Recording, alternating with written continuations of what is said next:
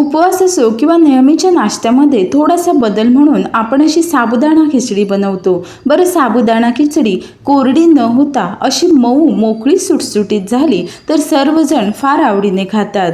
बरं, या खिचडीतील प्रत्येक साबुदाणा बघा पूर्णपणे शिजलेला आहे, तरीसुद्धा अजिबात चिवट झालं नाही, मऊ आणि मोकळा सुटसुटीत दिसतो। तर अशी ही साबुदाणा खिचडी बनवण्यासाठी सर्व साहित्य एखादा कप किंवा मग नेहमीच्या वाटीने मोजायचं।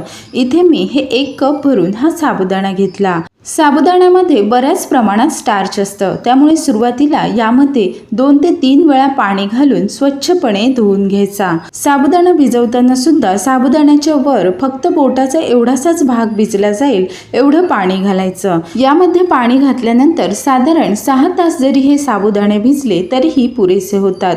बऱ्याच वेळी काय होतं, रात्री साबुदाणे भिजत घालायचे वगैरे राहून जातं, तर त्यासाठी सकाळी उठल्या उठल्या जरी साबुदाणे भिजत घातले तरीही दुपारी त्याची खिचडी आपण बनवू शकता।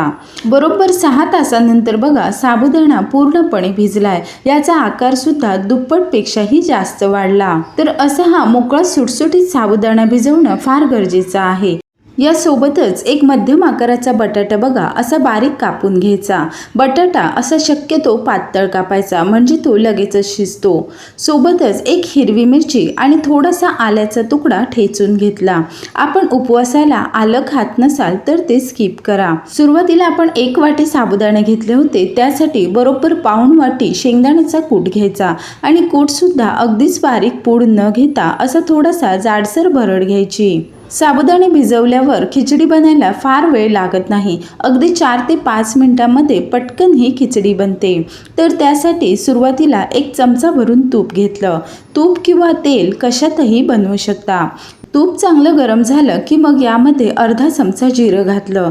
जिरं जळून न देता छान असं फुलू द्यायचं। हे चांगलं असं परतलं की मग यामध्ये ठेचलेली हिरवी मिरची आणि आलं घालायचं।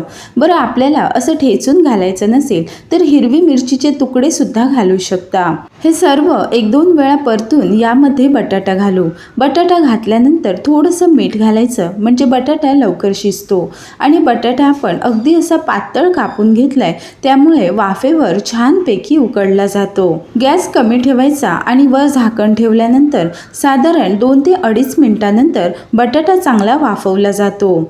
वरचं झाकण काढल्यावर 1-2 वेळा मिसळायचं, म्हणजे तळायला सुद्धा चिकटत नाही। आता हा बटाटा चेक करू, तर हे बघा बटाटा सुद्धा बऱ्यापैकी शिजत आलाय। आता यामध्ये साबुदाणा घालायचे। तर साबुदाणे बघा मस्त असे मोकळे सुटसुटीत आहेत, कुठेही हे चिकट दिसत नाहीत किंवा मग याचा लगदा सुद्धा होणार नाही। आता अगदी हलक्या हाताने हे साबुदाणे असे मिसळायचे, सोबतच चवीप्रमाणे मीठ घालायचं। बऱ्याच वेळी आपण काय करतो, सुरुवातीला साबुदाणा शिजवतो आणि नंतर सर्वात शेवटी यामध्ये कूट घालतो।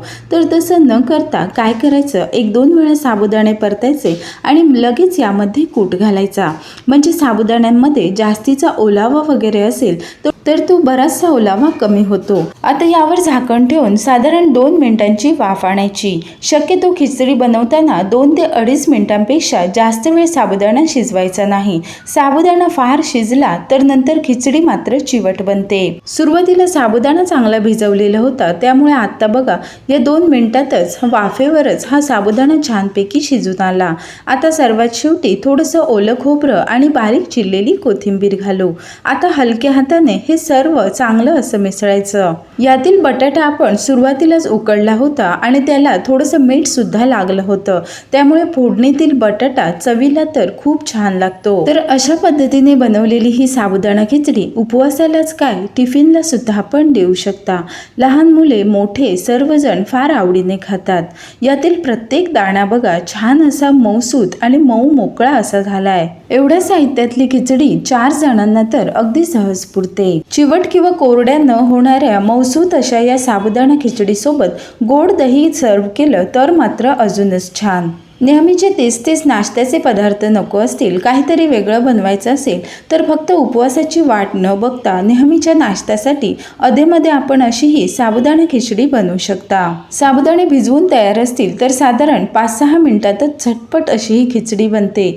तर तुम्हाला आजची ही साबुदाणा खिचडी कशी वाटली मला कमेंट करून कळवा।